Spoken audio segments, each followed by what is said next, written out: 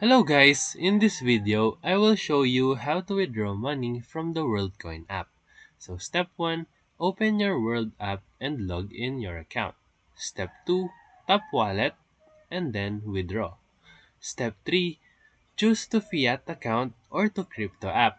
Step 4, if you will choose fiat, select your bank or card provider. Step 5, enter amount and then confirm. Step 6, if you will choose crypto app, pick the network and paste the recipient address. Step 7, confirm withdrawal and note transaction fees and ETA.